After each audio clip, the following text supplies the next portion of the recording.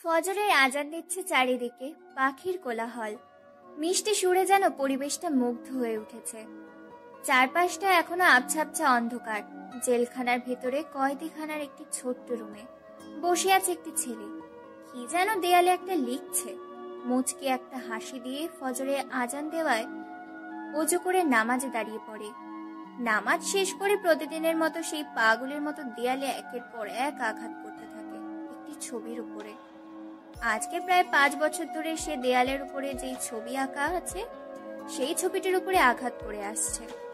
প্রায় দেয়ালটাকে আঘাত করে ক্ষত করে ফেলেছেন, হাত কেটে রক্ত পড়ছে। ছেলেটির এরকম পাগলামতে কেউ তাকে ভয় কোনো কিছু জিজ্ঞাসা করে না। হ্যাঁ, জেলখানা। আজকে 5 বছর হলো সাকিব নামক এই ছেলে এসেছে কোনো এক কারণে। দেখতে দেখতে সব কয়েদিরা ঘুম থেকে উঠে যায়। কয়েদি নাম্বার 301।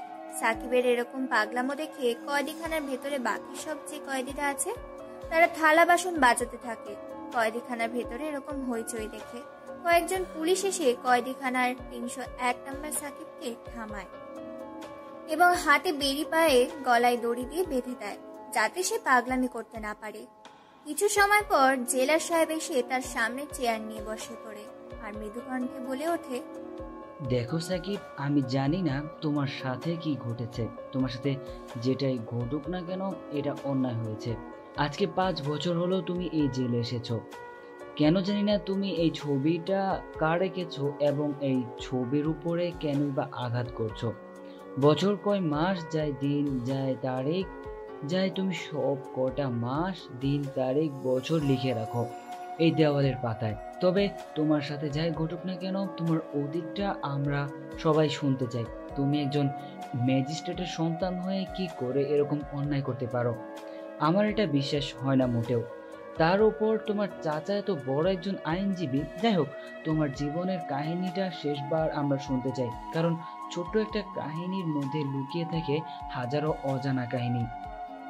এই বলে জেলার আর কোনো কথা না বলে হাতের ইশারা দেয় কনস্টেবল সাহেবকে। কনস্টেবল সাহেব সাকিবের গোলা এই বলে জেলার আর কোনো কথা না বলে হাতের ইশারা দেয় কনস্টেবল সাহেবকে। কনস্টেবল সাহেব সাকিবের গলা ও হাতে পায়ে বেড়ি খুলে দেয়। পরিবেশটা বেশ শান্ত। কয়েদিখানার ভেতরে সাকিব সহ আছে রাহাত আপন আলমগীর। রাহাত আলমগীর কোনো কথা বলে না, চুপচাপ দেখতে থাকে পরিবেশটা। রাহাত শহরের টোকাই মাস্তান, সে কাউকে খুন করতে দুবার ভাবে না, অর্থাৎ কন্ট্রাক্ট সিরিয়াল কিলার। টাকার বিনিময়ে কাজ করে সে। আর আপন, সে হচ্ছে শহরের আতঙ্কবাদী। শহরে টাকার বিনিময়ে সে আতঙ্ক সরিয়ে দেয়। বিভিন্ন বোম ব্লাস্ট ও খুনাখুনির মধ্যে জড়িত সে। সবশেষে আলমগীর হচ্ছে শহরের শীর্ষ ও আন্ডারওয়ার্ল্ডের টপ সিক্রেট ইনফর্মার। সে টাকার বিনিময়ে এক দেশে তথ্য আরেক দেশে পাচার করে, যাকে বলে সাইবার ওয়ার্ল্ডের টপ হ্যাকার কিং। এই তিনজনের যোগসূত্রে সাকিবের সাথে জেলে থাকে। তবে তারা সাকিবকে প্রচন্ড ভয় পায়, কেননা সাকিবকে তার সম্পর্কে তাদের বেশ কিছু ধারণা আছে। কারণ সাকিব ছিল একজন রাজনৈতিক নেতা। শহর ও দেশ এবং দেশের বাইরে ছিল তার বেশ পাওয়ার। চাইলে সে এখান থেকে 2 মিনিটের মধ্যে বেরিয়ে যেতে পারে, কিন্তু সে এটা কখনোই করবে না, কারণ সে আইনকে সম্মান করে। যেখানে শহরে তার মা একজন ম্যাজিস্ট্রেট, বাবা দেশ ও দেশের বাইরের কোটিপতি বিজনেসম্যান, চাচা বিশাল এক আইনজীবী, এর মধ্যে রয়েছে তার পাওয়ার। সাকিব চোখ বন্ধ করে বসে আছে। হঠাৎ কিছু বেঈমান, প্রতারক, ধোঁকাবাজ, বিশ্বাসঘাতকের চোখের সামনে ছবি ভেসে আসতে মুচকে একটা হাসি দেয় সাকিব। তার এই হাসির অর্থ খুবই ভয়ঙ্কর। এই হাসির মানে হলো লুকিয়ে থাকা হাজারো কথা। হঠাৎ তার একজনের কথা মনে পড়তেই নিজের অজান্তেই তার চোখ থেকে 2 ফোঁটা অশ্রু গড়িয়ে পড়ে। সাকিবের চোখে পানি দেখে রাহাত আপন আলমগীর একে অপরের দিকে তাকিয়ে আছে। বেশ কিছু সময় নীরবতায় কেটে যায়। নীরবতা ভেঙে রাহাত বলে ওঠে, ভাই, আপনার চোখে জল মানায় না। আমি জীবনে অনেক খুন করছি, এবার না হয় আপনার জন্য বেশ কিছু খুন করব। আপনি শুধু আপনার জীবনের কাহিনী বলুন। এই কথা শুনে সাকিব, আপন, আলমগীর একে অপরের দিকে তাকিয়ে আছে। আপন ও আলমগীর তারাও একই কথা বলে, খুন খারাপি, হানাহানি, মারপিট, সন্ত্রাসী করবে। এবার না হয় জেল থেকে বের হওয়ার পর সাকিবের জন্য আরো বেশ কিছু খুন করবে। সাকিব তিনজনের দিকে তাকিয়ে একটা মুচকি হাসি দেয়। তারা তিনজন সাকিবের দিকে তাকিয়ে আছে। সাকিব সে অতীতে ডুব দেয়। সাকিব বাবা মায়ের একমাত্র সন্তান। আমি পূর্বেই বলেছি যে সাকিবের মা একজন মস্ত বড় ম্যাজিস্ট্রেট, আর সাকিবের বাবা দেশ ও দেশের বাইরে একজন বিশ্বের ওয়ার্ল্ড টপ কোটিপতি বিজনেসম্যান। সাকিবের চাচা শহরের বিশেষ ও প্রধান আইনজীবী, তার চাচি গৃহিণী। এক পরিবারেই বসবাস করে তারা, যাদেরকে যৌথ পরিবার বলা হয়। বেশ সুখে কাটছে সাকিবের দিনকাল। সাকিব তার বাবার অফিসের পাশাপাশি রাজনীতি করে। গরিব দুঃখী মানুষের সহায়তা করাই তার প্রধান কাজ। সাকিবের একটা চাচাতো বোন আছে, তার থেকে 1 বছরের সিনিয়র। দেখতে বেশ মাশাল্লাহ ধানা কাটা পরি। খুব ভালোবাসে সাকিবকে ইরা। দেখতে বেশ স্মার্ট ও মায়াবী। সে আমাদের গল্পের নায়িকা। তার বর্ণনা পরে দিচ্ছি। চলুন আগে সাকিবের বর্ণনা দিয়ে দিই। সাকিব দেখতে হিন্দি সিনেমার হিরোদের থেকে বেস্ট, স্মার্ট, হ্যান্ডসাম। শঠাম দেহ, 6 প্যাক বডি, উচ্চতা প্রায় 7 ফুট 2 ইঞ্চি, উজ্জ্বল ফর্সা গায়ের রং, ধবধবে সাদা, দুধে হালতা গায়ের চামড়া। আর আমাদের গল্পের নায়িকা ইরা দেখতে গুলুমুলু, লাজুক লতা, দেখতে বেশ মায়াবী। ঠোঁটের নিচে লেগে আছে মুচকি একটা হাসি। উচ্চতা প্রায় 5 ফুট 7 ইঞ্চি, বেশ গায়ের রং, দুধে হালতা, উজ্জ্বল ফর্সা। তার গায়ের রং ধবধবে সাদা। যে দেখতে সেই প্রথম দেখায় প্রেমে পড়ে যাবে, কারণ তার মুখে লেগে আছে অসম্ভব মায়াবতী এক আভা। সাকিব শুয়ে আছে। অন্য দিক দিয়ে ইরা সাকিবকে খুঁজে বেড়াচ্ছে। সাকিবের আম্মু আসমা বেগমকে জিজ্ঞেস করে ইরা। আসমা বেগম বলে দেয় নিজের রুমে আছে। ইরা আর দেরি না করে দোতলার সিঁড়ি ভেদ করে সাকিবের রুমে প্রবেশ করে। কোনো কথা ছাড়াই ইরা খাটে উঠে সাকিবের গলা চেপে ধরে। হঠাৎ সাকিব নিঃশ্বাস নিতে কষ্ট হলে চোখ খুলে দেখে তার ইরা আপু গলা চেপে ধরে আছে। নিজেকে বাঁচানোর জন্য সাকিব দেয় এক ধাক্কা। ইরা গিয়ে ফ্লোরে থপ করে বসে পড়ে আর মুড়ে এক চিৎকার। সাথে সাথে বলে ওঠে, ও আম্মু গো, কোথায় গো? তোমার ছেলে আমায় মেরে ফেললো গো, মা গো, গেলাম গো।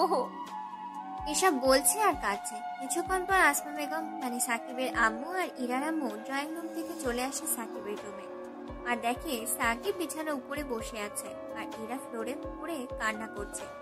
এটা দেখে আসমা বেগম বলে ওঠে, একি ইরা, তুই নিচে কিভাবে পড়লি? আর তুই এখানে বা কি করছিস? এবার ইরা কাঁদতে কাঁদতে বা কাঁদার অভিনয় করে বলে ওঠে, আমি তোমাকে বললাম না ওকে ডাকতে এসেছিলাম, আর ওকে ডাকার সময় ও বলে যাবে না। আমি ওকে ওঠাতে গেলে ও আমাকে জোরে ধাক্কা দিয়ে ফেলে দেয়। এখানে আমি খুব ব্যথা পেয়েছি, কোমরটা বুঝি আমার ভেঙেই গেল। আসমা বেগম তার মেয়ের মুখে একথা শুনে রাগী দৃষ্টিতে তাকায় সাকিবের দিকে। সাকিব একটা শুকনো ঢোক গিলে, কারণ সে তার মাকে খুবই ভয় করে। সাকিবের দিকে আসমা বেগম এভাবে তাকিয়েছে দেখে জান্নাত বেগম চোখের ইশারায় সাকিবকে শান্ত হতে বলে। আর জান্নাত বেগম হচ্ছে ইরার আম্মু। আসমা বেগম নিজের ছেলের দিকে তাকিয়ে বলে ওঠে রাগী কণ্ঠে, তুই ওকে ধাক্কা দিয়ে ফেলে দিয়েছিস কেন? যেহেতু তুই ওকে ফেলে দিয়েছিস, তাহলে তুই ওকে ওষুধ লাগিয়ে দিবি। এই কথা শুনে সাকিবের হয়ে জান্নাত বেগম যখনই কথা বলতে যাবে, তখনই আসমা বেগম জান্নাত বেগমকে থামিয়ে দিয়ে সাকিবের হাতে একটা ওষুধের পলিথিন দিয়ে টানতে টানতে জান্নাত বেগমকে নিয়ে যায় আসমা বেগম ড্রয়িং রুমের দিকে। সাকিব নিরুপায়, আর কোনো উপায় না পেয়ে ফ্লোর থেকে কোলে করে তুলে বিছানায় এনে শুয়ে দেয় ইরাকে। তারপর ইরা মুচকি মুচকি হাসি দেয় আর চোখে তাকিয়ে নিজের জামাটা একটু হালকা উঠিয়ে বলে ওঠে, দিলি তো আমার কোমরটা ভেঙে। এখন আমাকে কে বিয়ে করবে? তুই আমাকে ফেলে দিয়েছিস, তুই আমার এখানে ওষুধ লাগিয়ে দে। পলিথিন থেকে হালকা ওষুধ নিয়ে নেয়। সাকিব কোনো উপায় না পেয়ে ইরার কোমরে মালিশ করে দেয়। এটা দেখে ইরা বেশ মুচকি মুচকি হাসছে। তারপর সাকিব আর কোনো কথা না বলে ফ্রেশ হতে ওয়াশরুমে চলে যায়। ইরা চলে যায় তার নিজের রুমে রেডি হতে। ও হ্যাঁ, সাকিব ও ইরা একই ভার্সিটিতে পড়ে। ইরা এবার অনার্স 2য় বর্ষে পড়ে আর সাকিব পড়ে অনার্স 1ম বর্ষে। ইরা থাকে সাকিবের 1 বছর বা 6 মাসের ছোট। ইরা আর সাকিব দুজনে ভার্সিটি যাওয়ার জন্য নিচে আসে। তারপর আসমা বেগম ও জান্নাত বেগম তাদেরকে খাবার বেড়ে দেয়। আসমা বেগম ইরাকে ভাত খাইয়ে দিতে থাকে আর জান্নাত বেগম সাকিবকে। খাওয়া দাওয়ার পর্ব যে যার মতো করে বেরিয়ে পড়ে ভার্সিটির উদ্দেশ্যে। ভার্সিটিতে কড়া গলায় ইরা সাকিবকে বলে দেয় যাতে সে তার ক্লাসের বাইরে আড্ডা না দেয়। সাকিব চলে যায় তার বন্ধুদের কাছে আর ইরা চলে যায় তার বান্ধবীদের কাছে। সাকিব এই কলেজের প্রধান নেতৃত্বের ছাত্র দলের নেতা। তেমনই তার বিপরীত দল সোহাগ। সোহাগ তার থেকে সিনিয়র, আর সোহাগ ইরাকে পছন্দ করে। এটা ভার্সিটির সবাই জানে, কিন্তু ইরা কাউকে পাত্তা দেয় না। ইরা শুধু একমাত্র সাকিবকে ভালোবাসে, তবে সাকিব সেটা জানে না। এভাবে কাটছে তাদের দিনকাল। সাকিব বসে আছে, তখন তাদের বন্ধু মাসুদ ফোন করে বলে ওঠে, হ্যালো সাকিব, কোথায় আছিস? শহরে আজকে নতুন একটা গ্যাং এসেছে বিভিন্ন অস্ত্র পাচার ও হীরা পাচার করতে, আর এই গ্যাংয়ের লিড দেবে সোহাগ। ও আইসি, ঠিক আছে, আসতে দে। ব্যান্ড বাজিয়ে দিব। তাদের আমাদের দলের প্রত্যেকটি বন্ধুকে রেডি থাকতে বলবি। আজকে রাতে অপারেশন সাকসেসফুল হবে, ফুল ধামাকা। ওকে ভাই, ঠিক আছে, সমস্যা নাই। এই বলে ফোন কেটে দেয় সাকিব। তারপর সাকিব সবার সাথে মিটিং করে, কি করে কি করবে এবং তাদের গ্যাংয়ের ছেলেদের রেডি থাকতে বলে আজকে রাতের জন্য। তারপর আড্ডা দিতে থাকে। আজকে ক্লাস করবে না বলে দিয়েছে। তাদের মাঝে আসে পায়েল। পায়েল সাকিবকে পছন্দ করে, অনেকবার প্রপোজ করেছে, কিন্তু সাকিব রাজি হয়নি। তার এক কথা, সে প্রস্তাবে রাজি না। আঠার মতো লেগে আছে পায়েল তার জীবনের সাথে। অন্যদিকে ইরা তার বান্ধবীদের সাথে আড্ডা দিচ্ছে। মাফি, বিপাশা, আশা। হঠাৎ করে সেখানে আগন্তুক হিসেবে এন্ট্রি নেয় সোহাগ। তারপর সোহাগ উল্টো পাল্টা ইঙ্গিত করতে থাকে ইরাকে।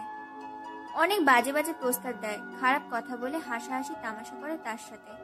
আর তাদেরই ক্লাসমেটের একটা ছেলে গিয়ে বলে দেয় সাকিবকে। সাকিব তার দলকে নিয়ে চলে আসে এই ক্লাসরুমে। তারপর কোনো কথা ছাড়াই সোহাগকে উড়াধুরা মারতে থাকে। সোহাগকে মারার ফলে সোহাগের বন্ধুরা সাকিবকে মারতে এলে সাকিবের বাকি সব বন্ধুরাও দলের ছেলেরা উদ্যম মধ্যম দিতে থাকে সোহাগ ও তার বন্ধুদের। আধমারা করে ফেলেছে প্রায়। এক পর্যায়ে ইরা গিয়ে সাকিবকে থামায়। সাকিব থামছে না দেখে সাকিবের গালে একটা থাপ্পড় মারে ইরা, আর বলে ওঠে, ছাড় বলছি ওকে। তুই কি ওকে মেরে ফেলবি নাকি? খুনি হয়েছিস নাকি সন্ত্রাসী হয়েছিস যে তুই মারপিট করছিস, তা আবার আমার সামনে? কিন্তু ও তো তোমাকে। ব্যাস, অনেক হয়েছে, আর কোনো কথা নয়। সোহাগ বিশ্রী রকম একটা হাসি দেয় তাদের কর্মকাণ্ড দেখে। ইরা জানে সোহাগ নামের ছেলেটা ভালো নয়। সে যখন তখন সাকিবের ক্ষতি করে দিতে পারে, তাই সাকিবকে তার কাছ থেকে দূরে রাখার চেষ্টা করে। এ পর্যন্ত সোহাগ সাকিবের হাতে অনেক মার খেয়েছে। সোহাগ সাকিবের থেকে সিনিয়র, তবুও সাকিব আর কোনো কথা না বলে আরো কয়েকটা লাঠি মেরে সোহাগকে চলে আসে সেখান থেকে। নিজের রাগটা কন্ট্রোল করার জন্য ক্যাম্পাসের ক্যান্টিনে বসে সিগারেট খেতে থাকে একের পর এক। নিজের রাগটাকে কন্ট্রোল করার চেষ্টা করে। তার বন্ধুরা তাকে মানা করছে যেন সিগারেট না খায়। সিগারেট খেলে কষ্ট হয় তার, তবুও খেতে থাকে নিজের রাগটাকে দমানোর জন্য। সাকিবের যখন রাগ হয় তখন নিজের রাগটাকে কন্ট্রোল করার জন্য নিজের রাগটা সিগারেটের উপর দিয়ে চালিয়ে দেয়। কিছু সময় পরে ইরা সাকিবের সামনে এসে হাজির হয়। তারপর বেশ কয়েকটা ছবি তুলে নেয় সাকিবের, আর বলে ওঠে, তোকে কতবার বলেছি যে তুই সিগারেট খাবি না, তাও খাচ্ছিস। আজকে বাসায় চল, তোকে বোঝাবো। এই ছবিগুলো আজকে আম্মুর হাতে তুলে দিব, আর বলবো দেখো তোমার ছেলে কি করে, তারপর দেখবো কি করে সিগারেট খাস। সাকিব কোনো কথা না বলে একের পর এক সিগারেট খেয়ে চলেছে। এটা দেখে আবার ইরা মাসুমের কাছ থেকে সিগারেট ও লাইটারটা নিয়ে সিগারেট খেতে থাকে। কয়েকটা দিতেই কেসে ওঠে ইরা। এটা দেখে সাকিব হাঁ করে তাকিয়ে আছে ইরার দিকে, সাথে সাকিবের বন্ধুরাও। আর ইরার বান্ধবীরা তাকিয়ে আছে তাদের দুজনের দিকে। সাকিব এরকম দেখে এবার সিগারেটটা ফেলে দেয়, সাথে ইরার। তারপর সাকিব ইরার উদ্দেশ্যে বলে ওঠে, এখানে কি চাই তোমার? যাও না, যাও। এই সোহাগকে বাঁচাও, ওই সোহাগকে বাঁচাও। আমার এখানে কি চাই? তোমরা কেন এসেছো? সাকিবের কথা শুনে ইরা এবার হাসতে থাকে। হাসতে হাসতে বলে ওঠে, ও এই বুঝি আমার জানটা রাগ করেছে আমার প্রতি। আচ্ছা দাঁড়া, তাহলে তো কিছু একটা করতে হয়। তারপর সাকিবকে আর কোনো কথা বলার সুযোগ না দিয়ে ইরা সাকিবকে সেখান থেকে নিয়ে আসে ভার্সিটির বাইরে রাস্তার পাশে একটা ফুচকার দোকানের কাছে। সেখানে গিয়ে ফুচকাওয়ালা মামার কাছ থেকে 2 প্লেট ফুচকা নেয়। দুটোতেই ঝাল দেওয়া আছে। ইরা একের পর এক খেয়েই চলেছে। সাথে থাকা সাকিব তার খাওয়া দেখে হাঁ করে আছে। সাকিব এভাবে হাঁ করে আছে দেখে ইরা এবার তার প্লেট থেকে একটা ফুচকা নিয়ে মুখে ঢুকিয়ে দেয় সাকিবের।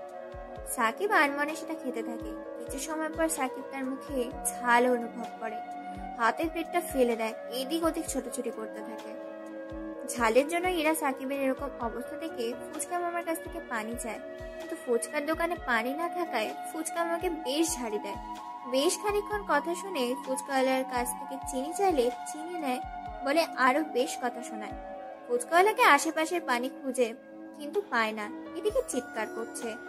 সাকিবের এরকম অবস্থা দেখে আশেপাশের লোকগুলো হাসাহাসি করছে, সাথে মেয়েগুলো এটা দেখে আর কোনো কথা না ভেবে চার ঠোঁট এক করে দেয় ইরা। সাকিব এভাবে একেবারে হতবাক, কি যেন মিষ্টি পেয়েছে। সাকিব একেবারে স্তম্ভ হয়ে গেছে। এতক্ষণ ইরা কি করেছে কোনো খেয়ালই নেই। আশেপাশের মানুষ হাঁ করে তাকিয়ে আছে তাদের দুজনের দিকে, চোখের পলক যেন ফেলছে না। কিছু সময় এভাবে কেটে যায়। হঠাৎ সাকিবের মনে পড়তেই ধাক্কা দিয়ে সরিয়ে দেয় ইরাকে। তারপর ইরা লজ্জা পেয়ে সাকিবের বুকে মুখ লুকায়। সাকিব কোনো কিছুই বুঝে উঠতে পারছে না। তারপর সাকিব ইরাকে সরিয়ে দিয়ে বলে ওঠে, কি আপু, এটা কি করলে? আমার সব মান সম্মান উঠিয়ে নিলে। এখন আমাকে কে ভালোবাসবে বলো দেখি? আমিও তো কিছু জানি না, তোর ঝাল লেগেছিল, কোনো কিছু পাই নাই, তাই এই পদ্ধতিটা ইউজ করেছি। আমার কি দোষ বল? আমার তো মনে হয় আমার ঝাল তো হয়নি, কিন্তু তোমার ইচ্ছে হয়েছিল তাই তুমি এমন করেছো। আমি আজকে বাসায় যাই, তারপর ছোট আম্মুকে সব বলবো তুমি জোরপূর্বক ভাবে আমাকে রাস্তার মাঝে কি। কথা বলতে দেয় না আর সাকিবকে। তার আগেই তার পায়ে এক লাথি দিয়ে রাগ দেখিয়ে চলে আসে ইরা। সাকিবও হাসতে হাসতে ইরার পেছনে এসে গাড়িতে উঠে বসে পড়ে। ইরা কোনো কথা বলছে না, মাথাটা বাইরের দিকে করে আছে। এটা দেখে সাকিব বলে ওঠে, আপু লিপকিসটা কিন্তু অনেক সুন্দর ছিল। এরকম যদি পাই তাহলে রোজ ফুচকা খেতে আমার কোনো অসুবিধা নেই। এরকম আগে কথা শুনে আরও রেগে যায়। এবার গাড়ির সিট থেকে উঠে এসে সাকিবের কোলে বসে পড়ে আর শার্টের কলার ধরে ঝাঁকাতে থাকে আর বলে ওঠে, কি বললি শয়তান? দাঁড়া, তোর আজকে খবর আছে। শুধু একবার বাসায় চল, তোকে বোঝাবো বিয়ের পর কি হয়। ইরা সাকিবের কোলে সারা পথ চড়ে এসেছে বাড়ি পর্যন্ত। বাড়ির ভেতরে ঢুকে যে যার মতো ফ্রেশ হতে চলে যায়। সাকিব বিছানায় শুয়ে আছে। এমন সময় তার ফোনে ফোন আসে। ফোনের ওপার থেকে বলছে ফোন রিসিভ করতেই, হ্যালো ভাই, আমাদের ছেলেপেলে রেডি আছে তো? তারা 12টার দিকে ময়দানে নামবে। আমরা কয়টায় বেরোবো? আমরা আজকে 11টার দিকে বেরোবো। আমাদের সকল ছেলেপেলেদের গোডাউনে রেডি থাকতে বলবি, অপারেশন যেন সাকসেসফুল হয়। ওকে ভাই, ঠিক আছে, সব কিছু রেডি করা আছে। তারপর ফোন কেটে দেয়। সাকিব একটা গুগল ম্যাপ বের করে দেখতে থাকে এলাকাটা ভালো করে, কোন দিক দিয়ে অ্যাকশন নিলে তারা সহজেই প্রতিহত করবে বিপরীত দলকে। আর মনে কাজ করতে থাকে সাকিব। পেছনে কারো উপস্থিতি টের পেয়ে পেছন করে দেখে ইরা দাঁড়িয়ে আছে। এটা দেখে সাকিব বলে ওঠে, আপু তুমি এখানে এখনো ঘুমাওনি? এখানে কি করছো? যাও ঘুমাও। না রে, ঘুম আসে না, তোকে ছাড়া কেমন জানি লাগছে, তাই তোর কাছে এলাম। চল না, আমাকে ঘুম পাড়িয়ে দিবি। কি এত বড় মেয়ে হয়েছো আর আমাকে নিয়ে ঘুমাবে? এখন এখান থেকে যাও, না হলে ছোট আম্মুকে ডাক দিব এখনই। তুই আমার সাথে ঘুমাবে কিনা বল, না হলে কিন্তু আমি বড় আম্মুকে এখনই ডাকবো আর বলবো তুই আমাকে মেরেছিস। তারপর দেখিস তোর কি হাল হয়। আমি পারবো না, আমি একটা জরুরি কাজ করতেছি। ইরা আর কোনো কথা না বলে ধপ করে বসে পড়ে সাকিবের কোলে। তারপর সাকিবের দুই হাত তার পেটের মধ্যে রাখে আর বলে, এখন কাজ করো। সাকিবও পড়েছে আচ্ছা জ্বালায়। এদিকে তাকে বের হতে হবে রাতের অন্ধকারে রাজা হওয়ার জন্য, আর অন্যদিকে এই বাঁচার মেয়ের প্যারা। অনেক কষ্টে বুঝিয়ে শুনিয়ে এরাকে ঘুম পাড়ার বদলে তাকে কোলে নিয়ে শুয়ে দিয়ে আসে সাকিব। যখনই চলে আসতে যাবে তখনই ইরা সাকিবের হাতটা টান দেয়। সাকিব উল্টো হয়ে পড়ে যায় ইরার উপরে। আবারও একত্রিত হয়ে যায় চার ঠোঁট।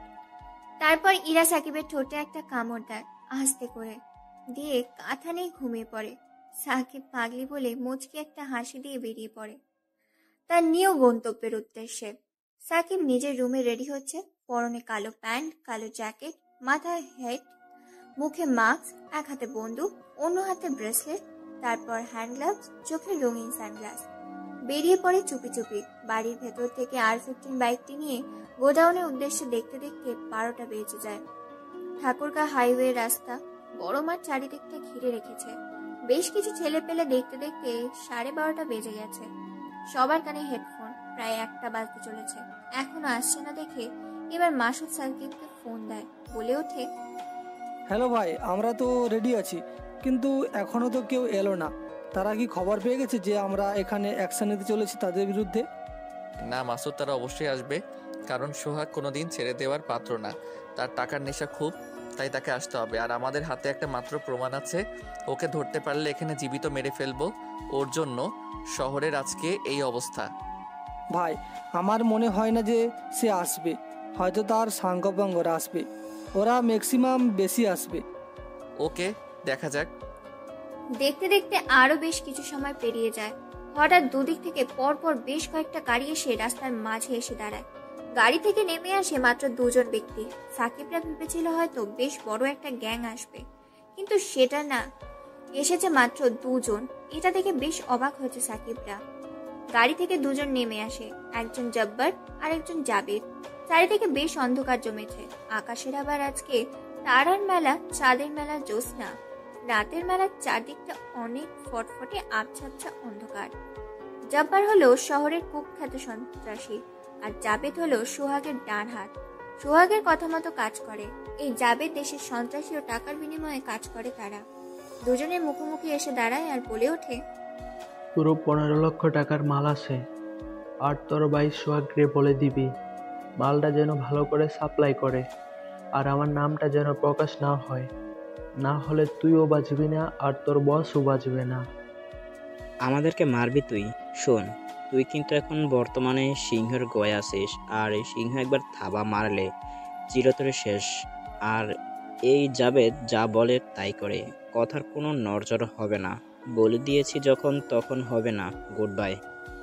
এই বলে যখনই জাবেদ আর জব্বার দুজন দুজনের গাড়িতে চলে যাবে, তখনই পরপর চারদিক দিয়ে বেশ কয়েকটা বুলেট এসে তাদের গাড়ির টায়ারগুলো পাঞ্চার করে দেয়। হঠাৎ এমন হওয়াতে জাবেদ আর জব্বার কোনো কিছু বুঝে উঠতে পারে না। পালাতে চেষ্টা করলে পালাতে পারে না। চারিদিক দিয়ে ঘিরে ফেলে সাকিবের দলবল। জব্বার চিনে ফেলেছে সাকিবকে, জাবেদ চিনে ফেলেছে সাকিবকে। সাকিবের হাতে একবার ধরা পড়েছে মানে মৃত্যু নিশ্চিত। তাদেরকে আর কোনো কথা বলার সুযোগ না দিয়ে মাসুদ, মাসুম, রানা, সিফাত, শাহিন তার দলের ছেলেরা তাদের দুজনকে চ্যাংদোলা করে ঝুলিয়ে ঝাঁকাতে ঝাঁকাতে নিয়ে যায় তাদের গোডাউনে। সেখানে গিয়ে হাতগুলো রশ্মির সাহায্যে বেঁধে ফেলে। তারপর তাদের দাঁড় করিয়ে রাখে। তাদের সামনে কিছু ইলেকট্রিক্যাল সরঞ্জাম এবং কিছু লোহা, কিছু অস্ত্র রাখা হয়, যেসব দেখে আটকে ওঠে জব্বার ও জাবেদ। জব্বার ও জাবেদ ভয়ে কোনো কিছু বলতে পারছে না, শুধু মুখ দিয়ে লালা বের হচ্ছে। মাসুদ একটা লোহার রডে আগুন ধরায়, আগুনে গলাবার পর লোহার টক টক হয়ে ওঠে, গরম ধোঁয়া বের হচ্ছে। সেই লোহার রড থেকে সাকিব জাবেদের পায়ে আস্তে করে ঢুকিয়ে দেয়। মুহূর্তের মধ্যে লোহার শিকটা পায়ের এফোর ওফর বেরিয়ে যায় জাবেদের। জাবেদ গগন কাঁপানো এক চিৎকার দেয়। তার চিৎকারে যেন থরথর করে কাঁপছে পুরো বিল্ডিংটা। জাবেদের যেরকম ভয়ঙ্কর অত্যাচার দেখে জব্বার প্যান্টের মূলমন্ত্র করে ফেলেছে। একই শাস্তি দেওয়া হয় জব্বারকে। জব্বার শুধু লাফাতে শুরু করেছে। তারপর তাদের হাতের মধ্যে রাখা হয়, পায়ের তালুতে রাখা হয়। পাগুলো মুহূর্তের মধ্যে গলে ঝলসে যায়। জাবেদ ও জব্বারের চিৎকার তাদের ভালো লাগছে না দেখে তাদের মুখে দুইটা রুমাল ঢুকিয়ে দেয়। তারপর একটা ছুরি বের করে তাদের কানগুলো কেটে নেয় যাতে তারা শুনতে না পায়। তারপর হাঁটু পর্যন্ত তাদের পাগুলো কেটে নেয় যাতে তারা লাফাতে না পারে। তারপর তাদের জিহ্বা কেটে নেয় যাতে তারা কথা বলতে না পারে। তারপর তাদের দুই ঠোঁট একসাথে সেলাই করে দেয় দুজনে। তাদের এরকম মর্মান্তিকের পিক তুলে অন্য সিম থেকে পাঠিয়ে দেয় সোহাগের ফোনে। সোহাগ এরকম দৃশ্য দেখে আটকে ওঠে। তারপর তাদের বুক কেটে নেয়। তারপর তাদের বুকের ভেতর হাত ঢুকিয়ে কলিজাটা বের করে নিয়ে আসে। তারপর তাদের পাকস্থলী কেটে ফেলে। পেটের ভেতর থেকে লিভার ও কিডনি দুটো বের করে নিয়ে কালো বাজারে বিক্রি করার উদ্দেশ্যে। আধমরা হয়ে আছে জিভটা, ধুকু ধুকু করতেছে তাদের এরকম কষ্ট দেখে আর কষ্ট দেবে না বলে সাকিব এবার মাসুদের কাছ থেকে একটা চাইনিজ কুড়াল নেয়। তারপর কুড়ালতে বেশ কয়েক খণ্ড করে ফেলে তাদের শরীরটাকে। তারপর তাদের শরীরটাকে হাঙর দিয়ে খাওয়াতে বলে কিছু অংশ রাস্তায় কুকুর দেয় আর কিছু অংশ আকাশে উড়িয়ে দিতে, কারণ আকাশের পাখিদের ক্ষুধা আছে কাকেদের, শকুনদের। আজকাল খাবার না পেয়ে পাখিরা বিলুপ্ত হয়ে যাচ্ছে। পরিবেশ খারাপ হওয়ার কারণে আজকাল পশু পাখি বিলুপ্ত হয়ে যাচ্ছে। মানুষের এরকম গাছপালা কেটে ফেলা পরিবেশকে দূষণের কারণে হাজারো পাখি বিলুপ্ত হয়ে যাচ্ছে। আমরা যেসব পাখি দেখেছি সেই সব পাখি পরের প্রজন্ম দেখবে না। মানুষ নিজেই নিজেদের ধ্বংস করছে। তাই পশু পাখিদেরকে বাঁচিয়ে রাখতে হলেও তাদেরকে কিছু খাওয়াতে হবে। হ্যাঁ বন্ধুরা, আপনারা ঠিকই শুনেছেন। আমরা একটা গল্পের মাধ্যমে ফুটিয়ে তোলার চেষ্টা করি আমাদের আশেপাশে প্রাকৃতিক সম্পদ ও মানুষের আবেগ চেতনা প্রজন্ম। আমরা যদি একটু সতর্ক হই তাহলে আমাদের প্রাকৃতিক পরিবেশ, আমাদের পাখি, আমাদের দেশের সম্পদ কখনোই বিলুপ্ত হবে না। আজকাল দোয়েল পাখি, বাবুই পাখি, টুনটুনি পাখি এসব দেখা যায় না। যে পাখিগুলো আগে ঘরে ঘরে ছিল, এগুলো সব মানুষের কারণেই। বিরক্ত হয়ে যাচ্ছে। তাই আমরা যদি সতর্ক থাকি, আমাদের পরিবেশ সতর্ক থাকবে, জীবাণু মুক্ত থাকবে, আমরা সুস্থ থাকবো। বাকিটা আপনারা বুঝে নিয়ে চলুন গল্পে ফিরে আসা যাক। দেখতে দেখতে রাত 2টা বেজে গেছে। এদিকে ইরার ঘুম ভেঙে গেছে, তাই ইরা দেখতে চলে গিয়েছে সাকিব কি করে। তার রুমে গিয়ে দেখে সাকিব নেই। এটা দেখে বেশ চিন্তায় পড়ে যায় ইরা। ইরা মনে করেছে সাকিব কোনো মেয়ের সাথে দেখা করতে গেছে, তাই পুরো বাড়ি কান্নায় ও ভাঙচুরে মাতিয়ে তুলেছে। এত ভাঙচুর ও কান্নার শব্দে আসমা বেগম ও জান্নাত বেগম, তাদের দুই স্বামী অর্থাৎ সাকিবের বাবা ও ইরার বাবা বেরিয়ে আসে মেয়েকে দেখতে। এত কান্না করতে দেখে আসমা বেগম বলে ওঠে, কি হয়েছে রে মা, এভাবে কাঁদছিস কেন তুই? এখনো ঘুমাসনি কেন? ইরা কোনো কথা না বলে ফুপিয়ে ফুপিয়ে কান্না করে চলেছে। তাকে এভাবে কান্না করতে দেখে আসমা বেগম আবার বলে ওঠে। তবু এরা কোনো কথা বলে না। সাকিবের আম্মু আসমা বেগমকে জড়িয়ে ধরে কান্না করতে বলে ওঠে, আম্মু, তোমার হারামি ছেলে এত রাতে ঘরে নেই, জানি না কোন মেয়ের সাথে ফুষ্টি নষ্টি করতে গেছে। আমি ওকে ছাড়া কোনোভাবেই ঘুমাবো না। মেয়ের মুখে এরকম কথা শুনে জান্নাত বেগম ও ইরার বাবা, সাকিবের বাবা সবাই একে অপরের দিকে চাওয়াচাই করতে থাকে। সবাই বুঝে গেছে যে ইরা সাকিবকে পছন্দ করে এবং ভালোবাসে, তাই এরকম পাগলামি করছে। সাকিবের আম্মু আসমা বেগম বলে ওঠে, দেখ, আমার পাগলি মেয়ে আমার ছেলেটাকে ভালোবাসিস, এ কথা আগে বললেই হয়ে যেত। হ্যাঁ, আমি তোমার ছেলেকে খুব ভালোবাসি, অনেক বেশি ভালোবাসি। তাকে ছাড়া আমি থাকতে পারি না। তাকে আমার লাগবে, না হলে আমি নিজেকে শেষ করে দিব। আচ্ছা হয়েছে, আমি জানতাম যে তুই আমার ছেলেটাকে ভালোবাসিস আর আমিও আমার মেয়েটাকে ভালোবাসি, তাই আমার মেয়েটাকে আমি আমার ঘরেই রেখে দিব। ঘরের মেয়ে ঘরে থাকবে, ঘরের ছেলে ঘরে থাকবে, এটাই ভালো। তুই তোর ঘরে যা, সাকিব আসলে ওকে আমি আচ্ছা করে বকে দেব, তোর রুমে পাঠিয়ে দিব। না, ও যতক্ষণ না আসবে ততক্ষণ আমি এখান থেকে এক পাও যাব না। ওকে আজকে আমি মেরেই ফেলবো। ও এত রাতে কোথায় গেছে? এটা কি হচ্ছে ইরা? তোমার যেটা তোমার বড় আম্মু করতে বললো সেটা করো, রুমে যাও। আর শাকিল আসলে ওকে কোনো কিছুই করবি না তুই। যদি শুনি তুই আমার ছেলেটাকে কোনো কিছু করেছিস তাহলে তোর হাল বেহাল করে দিব। বড় আম্মু দেখছো, আমাকে কিন্তু আম্মু বকা দিচ্ছে। ছোট, তুই চুপ থাকবি, নিজের রুমে যা। আর মা, তুই এখানে থাকিস, আর সাকিব আসলে আমাকে ডাকিস। আমি আমার রুমে গেলাম। না, সবাই এখানে থাকবে।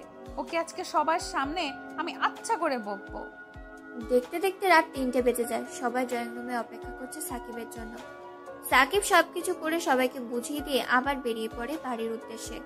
পোশাক আশাক বেশভূষ পাল্টিয়ে বাড়ির ভেতর কলিং বেল না চেপে ডুপ্লিকেট দেওয়ার চাবি ব্যবহার করে ঘরের ভেতর প্রবেশ করে। এদিক ওদিক তাকিয়ে পরিবেশটা শান্ত থেকে চুপি চুপি নিজের রুমে যেতে নিলে হঠাৎ করে ঘরের বাতি জ্বলে ওঠে। সাকিব চমকে ওঠে, দেখে পরিবারের সবাই বসে আছে। ইরা দৌড়ে এসে সাকিবের শার্টের কলার ধরে ঝাঁকাতে ঝাঁকাতে বলে ওঠে, তুই কোথায় গিয়েছিলি এত রাতে? কি করছিলিস? কার সাথে দেখা করতে গিয়েছিলিস বল? এইসব বলছে আর অঝরে কাঁদছে ইরা। সাকিব কি বলবে কোনো কিছু ভেবে পায় না। পুরো পরিবারের ব্যক্তি তার সামনে দাঁড়িয়ে আছে। সাকিব তার আম্মুকেও খুব ভয় পায়। এবার আসমা বেগম বলে ওঠে, তুই কোথায় গিয়েছিলি, কেন গিয়েছিলি, কি জন্য গিয়েছিলি? আমি কোনো কিছু জিজ্ঞেস করব না। আমার মেয়েটা তোকে ছাড়া ভীষণ কষ্টে আছে, সে তোর সাথে ঘুমাতে চায়। তুই তাকে কল করে তার রুমে নিয়ে গিয়ে ওর সাথে ঘুমিয়ে পড়। যদি শুনি তুই ওর সাথে কোনো কিছু করেছিস তাহলে তোকে গরম তেলে বাউচি দিয়ে মারবো। সাকিবের কথা শুনে ভয় আর কোনো কথা না বলে ইরাকে কোলে নিয়ে যায়, তার রুমে চলে যায়। তারপর ইরাকে শুইয়ে দিয়ে নিজেও বিছানায় উঠে পড়ে। সাকিবকে জড়িয়ে ধরে একের পর এক চুমু খেতে থাকে। সাকিবের বেশ ভালো লাগে, তবুও কিছু বলে না।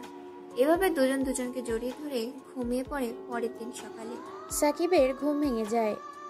সাকিব দেখে ইরাকে জড়িয়ে ধরেছে, তখন ইরাকে ছেড়ে দিয়ে ওয়াশরুম চলে যায়। কিছুক্ষণের মধ্যে ইরার ঘুমও ভেঙে যায়, দেখে সাকিব নেই। আবার চিৎকার চেঁচামেচি শুরু করেছে। তার এরকম চিৎকার চেঁচামেচি দেখে সাকিব তার সামনে এসে হাজির হয়। তারপর সাকিব তাকে ফ্রেশ হতে বলে দুজনে ফ্রেশ হতে চলে যায়। খাওয়া দাওয়া করে আবার গাড়ি নিয়ে বেরিয়ে পড়ে ভার্সিটির উদ্দেশ্যে।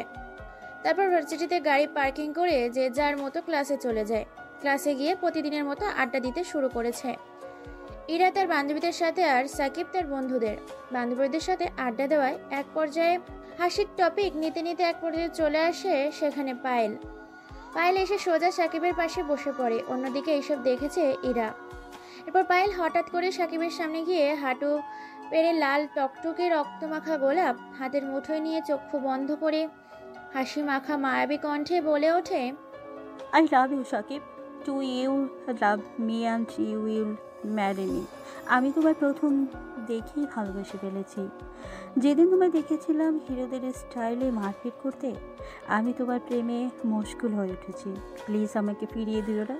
আমি তোমায় অনেক ভালোবাসি। তোমার কোনো কষ্ট পেতে দেব না। এই কথা শুনে সাকিব সহ তার বন্ধু ও বান্ধবীরা দাঁড়িয়ে যায়। অন্যদিক থেকে ইরা এসব দেখছিল। এসব দেখে রেগে কটমট করছে, চোখগুলো লাল রক্তবরণ ধারণ করেছে। সেখান থেকে হনহন করে আসতে শুরু করেছে। সাকিব কোনো কিছু বলার আগেই বেশ কয়েকটা থাপ্পড় পড়ে পায়েলের গাড়ি। হঠাৎ এমন কিছু হওয়াতে চমকে যায় সবাই। পায়েল এতগুলো থাপ্পড় খেয়ে বেশ কয়েক হাত দূরে গিয়ে পড়ে যায় ছিটকে। সবাই তাকিয়ে দেখতে পায় থাপ্পড়গুলো মেরেছে তাদেরই সিনিয়র ইরা।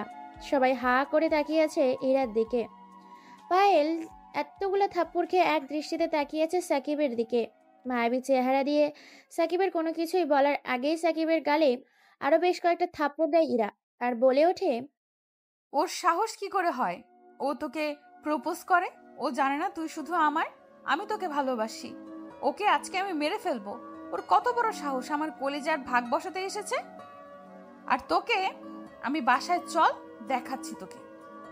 এইসব বলে আরো কয়েকটা থাপ্পড় বসিয়ে দেয় পায়েলের গাড়ি। আরো বেশ কিছু থাপ্পড় দিতে যাবে, তার আগেই ধরে ফেলে সাকিব ইরাকে থামানোর চেষ্টা করছে। কলেজ ক্যাম্পাসে এরকম হইচই ও হাঙ্গামা দেখে প্রিন্সিপাল বেরিয়ে আসে, সাথে সোহাগও বেরিয়ে আসে।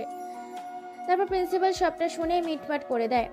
তাদের মধ্যে থেকে প্রিন্সিপাল এইসব শুনে পুরোনো দিনের একটা কথা মনে পড়ে যায় আর ভাবতে থাকে তার প্রতিশোধ নেওয়ার পালা এইবার এসে গেছে। প্রিন্সিপাল মনে মনে ছক কষতে থাকে কি করে তার প্রতিশোধের আগুন নেভাবে।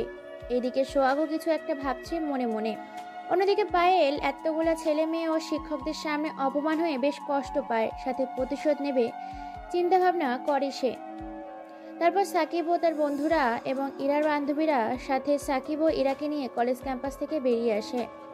সবাইকে বিদায় দিয়ে সাকিব ইরাকে নিয়ে ভার্সিটি থেকে চলে আসে বাড়িতে। তারপর একের পর এক জিনিস ভাঙচুর করতে থাকে ইরার এরকম অবস্থা দেখে আসমা বেগম আর জান্নাত বেগম জিজ্ঞেস করতে থাকে কি হয়েছে, কিন্তু কোনো কিছুই না বলে ভাঙচুর করতে থাকে। এক পর্যায়ে সাকিব ইরাকে জড়িয়ে ধরে। তারপর ইরা শান্ত হয়। সাকিবের বুকে মাথা গুঁজে দিয়ে ইরা হাও মাও করে কান্না করতে থাকে। ইরাকে শান্ত করার জন্য তার রুমে নিয়ে যায়। তারপর ইরাকে নিয়ে বিছানায় শুয়ে পড়ে। সাকিব নিজের বুকে জড়িয়ে ধরেই রাখে, কিছুক্ষণের মধ্যে ঘুমিয়ে যায়। তারপর ইরাকে কাঁথা টেনে দেয় তার শরীরের উপর দিয়ে। তারপর তার রুম থেকে চলে আসে। ড্রয়িং রুমে শায়লা বেগম ছেলেকে দেখে কি হয়েছিল জিজ্ঞেস করে। সাকিব প্রথম থেকে শেষ পর্যন্ত কলেজে ঘটে যাওয়া বিষয়গুলো সব খুলে বলে। আসমা বেগম তাদের খুব শীঘ্রই বিয়ে দিবে বলে সিদ্ধান্ত নেয়। আর আজকে সাকিবের বাবা ও চাচা আসলে এই বিষয়ে তাদের সাথে শেয়ার করবে, কারণ দিন দিন ইরার পাগলামা বেড়েই চলেছে। এরই মধ্যে ইরার ঘুম ভেঙে যায়। অনেক কষ্টে তাকে বুঝিয়ে শুনিয়ে বাড়িতে রেখে বাড়ির বাইরে বের হয়। সাকিব আর বাড়ি ফেরেনি। দেখতে দেখতে বিকাল পেরিয়ে সন্ধ্যা পেরিয়ে রাত 10টা। আজকে আকাশটা ঘন কালো আধারে ছেয়ে গেছে। এই বুঝি অঝোর সুরে ঝরঝর করে বৃষ্টি নামবে। বলতে বলতেই বৃষ্টি শুরু হয়ে গেছে। যানবাহন, মানুষের সমাগম, পাখির কিচিরমিচির, ঝিঝি পোকার ডাক সব নিস্তব্ধ হয়ে গেছে। পরিবেশটা যেন বৃষ্টি পড়াতে শীতল অনুভব করছে। আকাশে মেঘের সাথে বিদ্যুৎ চমকাচ্ছে, ভীষণ রকম বিকট আওয়াজে গর্জন করছে। অন্যদিকে প্রিন্সিপাল, শহরের মেয়র, কলেজের রাজনৈতিক বিপরীত দলের সোহাগ এবং অপমানিত কলেজের পায়েল এবং আন্ডারওয়ার্ল্ডের টপ সিক্রেট ক্রিমিনাল ভিক্টর, যার ডায়লগ একটাই, মাথা আমার নেই, চুল করি না আমি কোনো ভুল। এই ডায়লগটা একবার দেয় তো পুরো শহর কাঁপিয়ে দেয়। তাদের সাথে মিলিয়েছে কলেজের প্রিন্সিপাল, শহরের মেয়র, অপমানিত পায়েল এবং রাজনৈতিক বিপরীত দল সোহাগ। একটা পরিত্যক্ত বাড়ির ড্রয়িং রুমে বসে আছে 4 জন মিলে, ল্যাপটপের সামনে রাখা। ল্যাপটপের ওপার পাশে ভিক্টর আছে এবং ভিক্টরের সাথে কন্ট্যাক্ট করেছে এই 4 জন। চলুন সাকিবের সাথে এদের শত্রুতা কি, কেনই বা প্রতিশোধ নিতে চাচ্ছে ক্লিয়ার করে আসি আপনাদের সাথে, না হলে বুঝবেন না গল্পটা কোথা থেকে কি হচ্ছে। হ্যাঁ, কলেজের প্রিন্সিপাল তার ছেলের মৃত্যুর প্রতিশোধ নেওয়ার জন্যই পরিকল্পনা করবে সাকিবকে জেলে পাঠানোর জন্য। অর্থাৎ প্রিন্সিপালের ছেলে গরিব বাবার এক মেয়ে নৃশংসভাবে রেপ করেছিল, আর ওই কেসটা দায়িত্ব পড়েছিল আসমা বেগম অর্থাৎ সাকিবের আম্মুর হাতে। প্রিন্সিপাল সাকিবের আম্মুকে 1 কোটি টাকা দিতে চেয়েছিল, কিন্তু সাকিবের আম্মু রাজি না হওয়াতে প্রিন্সিপালের ছেলের ফাঁসি হয়। রায় শোনায় প্রিন্সিপাল এই শোকে বেশ কিছু মাস ভার্সিটিতে আসেনি, আর আসমা বেগম ছেলেকে জেলে পাঠিয়ে তার প্রতিশোধ নেবে। এইদিকে সোহাগ হচ্ছে কলেজের বিপরীত দলের নেতা। সে সবসময় কলেজের হাঙ্গামা, র্যাগিং এবং বিভিন্ন দুর্নীতিতে যুক্ত আছে। সাকিব থাকায় সে এসব করতে পারছে না। আর তখন সোহাগ ইরাকে ভালোবাসে, কিন্তু সাকিব থাকায় ইরা সোহাগকে ভালোবাসে না, এই জন্য সেও প্রতিশোধ নেবে। শহরের মেয়র, যে কিনা শহরের রক্ষা কথা, সেই হয়ে গেছে রক্ষার বদলে ভক্ষক। সাকিব আসমা বেগমের সন্তান, মেয়র সেটা জেনে গেছে। মেয়রের চোরা কারবারির মাল পুলিশ ধরেছিল এবং তার কেস কোর্টে তোলা হয়, আর সে দায়িত্ব আসমা বেগমের ওপর পড়ে এবং 2 বছরের জন্য থানায় আটকে রাখা হয় মেয়রকে, এবং তার সব সম্পত্তি ও কালোবাজারি সরকারের হাতে তুলে দেয়। এই জন্য সাকিবের ওপর প্রতিশোধ নেবে, আর আসমা বেগমকে নিঃস্ব করার জন্য প্রতিশোধ নেবে। পায়েল হচ্ছে পাগল প্রেমিকা। পায়েল সাকিবকে খুব পছন্দ করে, জানি না ভালোবাসে কিনা। ইরা ভরা কলেজের মাঠে এক অপমান করেছে, তার এই অপমান সহ্য করতে না পেরে পায়েল এই 3 জনের সাথে হাত মিলিয়েছে প্রতিশোধ নেবে বলে সাকিবের কাছ থেকে। সর্বশেষে রয়েছে ল্যাপটপের ওপাশে ভিক্টর। ভিক্টর হচ্ছে কুখ্যাত সন্ত্রাসী আন্ডারওয়ার্ল্ডের। সে দেশের বাইরে থেকে দেশের ভিতরে বিভিন্ন অপরাধমূলক কাজ করে। তার কাজে অনেক বার বাধা দিয়েছে সাকিব। সে দেশে থাকার সেসব কাজ করতে পারে না, ব্যবসায় তার লস হয়, তাই এদের সাথে হাত মিলিয়ে সাথে সাকিবকে শেষ করে দেওয়ার জন্য। এই হচ্ছে তাদের পরিকল্পনা করতে বসে গেছে পায়েল। বলে ওঠে, ওইরা সবার সামনে আমাকে কলেজে থাপ্পড় মেরেছে, এর প্রতিশোধ আমি নেবই। আমার কাছে একটা দারুণ পরিকল্পনা আছে মেয়র সাহেব, এবং আমাদের সাথে আছে ভিক্টর সাহেব। আমাদের একটা চালে পুরো তাদের পরিবার ধ্বংস হয়ে যাবে। সাথে ওই আসমা বেগম নিজের আপনজন হারানোর কেমন ব্যথা হয় সেটা অনুভব করবে। এক কথায় আমাদের একটা পরিকল্পনায় তাদের পুরো পরিবারটাই ভেসে যাবে। কিন্তু পরিকল্পনাটাই বা কি? তুমি কি এমন করতে চাইছো যেটা দিয়ে পুরো পরিবার শেষ? শোন তাহলে, পরিকল্পনাটা হচ্ছে শেষবারের মতো পায়েল, তুমি গিয়ে ওকে একটা কথা বলার জন্য একা ডাকবে একটা রুমে কিংবা বাথরুমে। তারপর নিজের শরীরের জামা এমন অবস্থা করবে নিজের যাতে দেখে তোমাকে মনেই হবে তোমাকে জোরপূর্বকভাবে ধর্ষণ করার চেষ্টা করা হয়েছে। তারপর শুরু করব আমরা আমাদের নাটক। এই নাটকেই ও জেলে, আর রায় দেবে আসমা বেগম, আর ফেঁসে যাবে সে আমাদের মিথ্যা ষড়যন্ত্রের জালে। আর নিশ্চয়ই বোঝাতে হবে না কি করতে হবে। তারা 5 জনই বুঝে যায় কি করতে হবে। উপর থেকে তাদের সকল রকম আইনি সাহায্য দেবে এবং রাজনৈতিক সাহায্য দেবে ভিক্টর। তারা তাদের মতো বেরিয়ে পড়ে পরের দিন ভার্সিটিতে নতুন এক ধামাকা করবে বলে। এইদিকে দেখতে দেখতে রাত 12টা বেজে গেছে। চারিদিকে পানির বৃষ্টির শব্দে চারদিকটা থই থই করছে। বৃষ্টির আওয়াজে পরিবেশটা বেশ অন্ধকার। সাকিবের দল রাস্তার মাঝখানে গাছের নিচে বেঁধে ফেলে 2 লোককে, হাকিম ও রিয়াদ। এরা সুদের ব্যবসা করে, মানুষের কাছ থেকে চক্রবর্তী সুদ খেয়ে তাদের রক্ত চুষে খায় এবং তাদের টাকা পরিশোধ করতে না পারলে তাদের সম্পত্তি জোরপূর্বকভাবে তাদের কাছ থেকে নিয়ে নেয়। তারপর তাদের হত্যা করে মেরে ফেলে, পুঁতে দেয়। পুলিশ খবর পেলে তাদের মোটা অঙ্কের টাকা দিয়ে চুপ করিয়ে দেয়। এই খবরটা পেয়েছে সাকিব ও তার দলবল, সাকিব, শিয়াম, মাসুম। তাদের 3 জন হাতে ছুরি, পিস্তল ও কুড়াল। কোনো কথা ছাড়াই যাদের চিৎকার করতে না পারে তাদের মুখের ভিতর ঢুকিয়ে দেয় রুমাল। তাদের শরীরটা কেটে ফালা ফালা করে ফেলে। ধীরে ধীরে হাতের শিরা, পায়ের শিরা কেটে দেয়। তাদের কিডনি ও লিভার বের করে নেয়, সেইগুলো বাজারে বিক্রি করবে বলে এবং গরিব দুঃখীকে সাহায্য করবে বলে। তারপর তার জিহ্বা কেটে ফেলে, মুখের ভিতর কয়েকটা সিগারেট জ্বালিয়ে ঢুকিয়ে দেয় মুখের ভেতর। তারপর মুখটা সেলাই করে দেয়। হাত পাগুলো কেটে ফেলে 3 জন মিলে। তারপর ছুরি দিয়ে একের পর এক আঘাত করতে থাকে। যখন মরমর অবস্থা, তখন তাদের চোখ উপড়ে ফেলে সেইগুলো বিক্রি করার জন্য। তারপর ধারালো ছুরি, চাইনিজ কুড়াল ও রামদা দিয়ে তাদের শরীরটা কেটে টুকরো টুকরো করে ফেলে।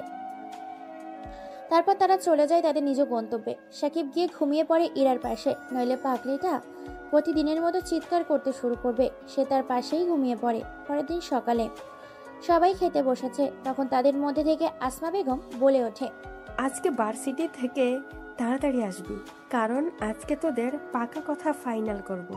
আমি চাই না তোরা বিয়ে না করে এক ঘরে এতদিন থাক। এই কথা শুনে সাকিবের গলার ভাত আটকে যায়। ইরা তাকে পানি দেয়। সবাই সাকিবের এইরকম কাণ্ডে হু হু করে হেসে ওঠে। তারপর সবাই হাসি মুখে বেরিয়ে যায় যে যার কাজে। সাকিবিরা চলে যায় ভার্সিটিতে। আজকে কেন জানি না ভার্সিটির পরিবেশটা থমকে আছে, কি যেন হতে চলেছে। এইদিকে ইরার মনটা খসখস করছে। আসমা বেগমও মনটা কেমন যেন আনচান আনচান করছে। কেউ কোনো কিছুই বুঝতে পারছে না। ইরা চলে যায় তার বান্ধবীদের সাথে আড্ডা দিতে। আড্ডা দিচ্ছে মাফি, বিপাশা, আশা। অন্যদিকে আড্ডা দিচ্ছে মাসুম, মাসুদ, সাকিব, রিয়াদ, রাজ, সৌভিক, শাওন, ইয়াজ, তৌফিক। এরা সবাই সাকিবের বন্ধু। সবাই আড্ডা দিচ্ছে একসাথে। তখনই তাদের আড্ডার মাঝে উপস্থিত হয় পায়েল। পায়েল এসে বলে ওঠে, সাকিব, আমার সাথে চলো না, তোমার সাথে আমার শেষবারের মতো কিছু কথা আছে, হয়তো আর দেখা হবে না।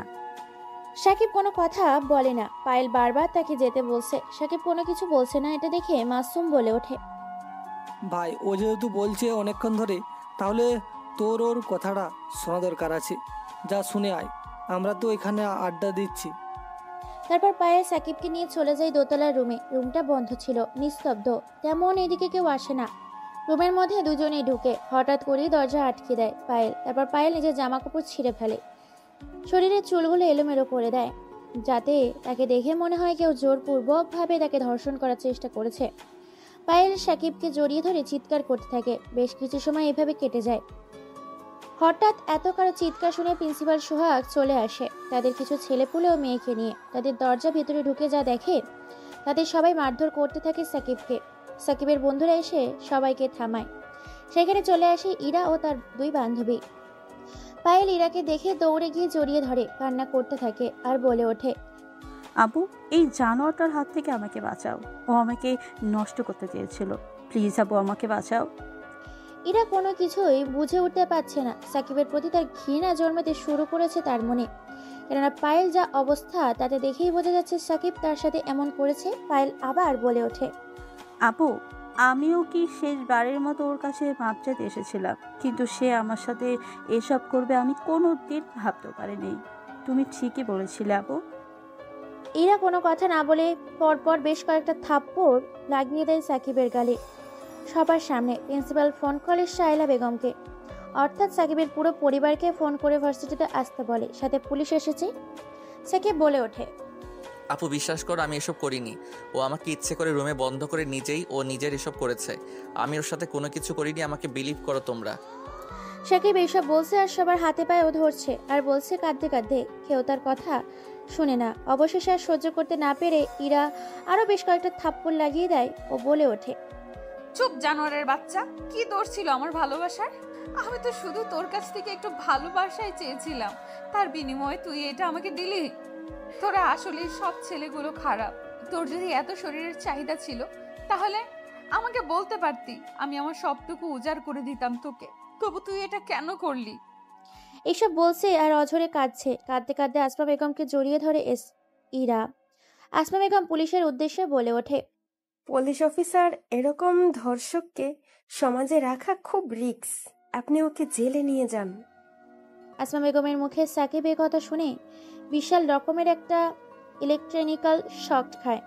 নিজের মা হয়ে কি করে নিজের সন্তানকে পুলিশের হাতে তুলে দিচ্ছে, তাও আবার নিজের মুখে বলছে যেন তাকে নিয়ে যাওয়া হয় জেলখানার ভিতর। এটা শুনে একেবারে হতবাক, বলার ভাষা হারিয়ে ফেলেছে। তবুও গলা ফাটিয়ে চিৎকার করে শেষবারের মতো বলে ওঠে, ওয়েট, পুলিশ অফিসার, তোমরা খুব পস্তাবে নিজের ছেলেকে বিশ্বাস না করে। আর এই তোমার ভালোবাসার মিস ইরা, আরে তুমি তো ভালোবাসাই চেনো না। যার ভালোবাসার প্রতি কোনো বিশ্বাস নেই, সে ভালোবাসবে আমাকে। সত্যিটা একদিন সবার সামনে আসবে, সেদিন হাজার আফসোস করলেও আমাকে পাবে না। সাকিবের আর কোনো কথা বলতে না দিয়ে টেনে হিঁচড়ে পুলিশ অফিসার নিয়ে যায় গাড়িতে থানার উদ্দেশ্যে। ইরা এক দৃষ্টিতে তাকিয়ে আছে, চোখের পানি ফেলছে। পরিবেশটা শান্ত হলে সবাই যে যার মতো বেরিয়ে যায়। এদিকে পায়েল, সোহাগ, প্রিন্সিপাল চোখের ইশারায় সাকসেস বলে। তারপর অট্টহাসিতে মেতে ওঠে তিনজন।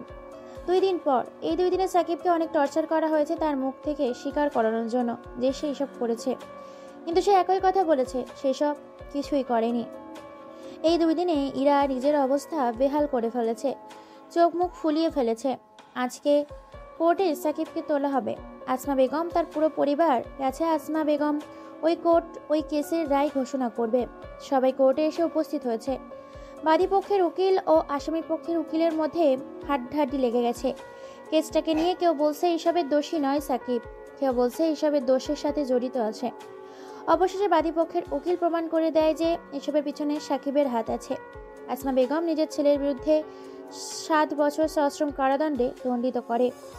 সাকিবকে শেষবারের মতো দেখে নেয় সবাই। সাকিবের সাথে ইরা দেখা করতে চাইলে সাকিব দেখা না করে চলে যায়।